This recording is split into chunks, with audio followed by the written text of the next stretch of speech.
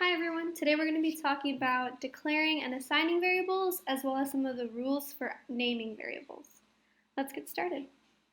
Now in the previous video we talked about the basic data types in Java. So going off of that, let's now learn how we actually create our variable. The first thing you have to do when making a variable is specify its data type.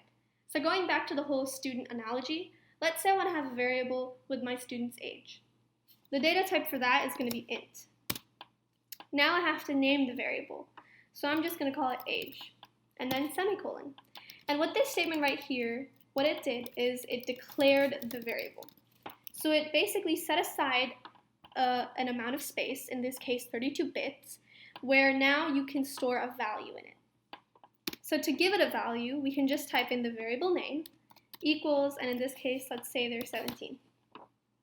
Okay, but let's say I know that my variable is going to have a value right off the bat. Like I know that this student is 17. Then we can declare and assign a value in the same line by saying int age equals 17. And what we did here was we declared and initialized the variable. All right, and initialize, that vocab term just refers to the first value that the variable is given. Now let's say I just declared the variable. For a moment, let's just say I only declared it. And then I tried to print it. It will not let you because you have not given your variable a value yet. So it's not going to let you print. So make sure that when you create a variable, you want to always give it some kind of base value.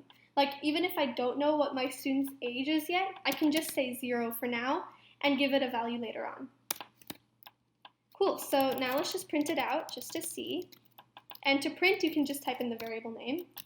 So when we run that, it's just going to print out 17.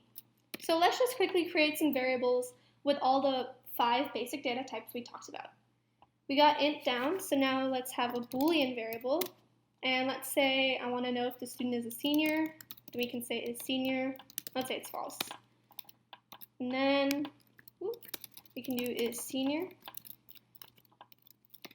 Alright, and then now we have the char data type, or the character. Let's say I have last initial for some reason, and let's say it's like, I don't know, S. Then we can also print that out, last initial. Okay, and then the other one we talked about was double. Let's say GPA. Let's say the student is amazing, and they have a 9.0. And then the final data type we talked about, which is not considered one of the basic ones, is a string. So let's say I want to know their name. Let's say they're Bob. I can print out name. So when we run this, we're probably going to expect to see 17, and then false, then S, then 9.0, and then Bob. So let's see. There you go. Cool, so we just created some basic variables. Now, there are 3 rules for naming your variables, okay? So rules for naming variables. The first one is your name must start with a letter. Now, so you can't have it start with like a number, let's say. It's not going to let you, okay? The second rule is that your name cannot contain any spaces. So like here I have like last initial, right? I can't put a space there. It's not going to let you, okay? And the third rule is the name cannot contain any special characters with the exception of the underscore and the $sign. So for example here I can't have like hashtag GPA or something, but like I could have an underscore here, okay, or I could do a $sign here.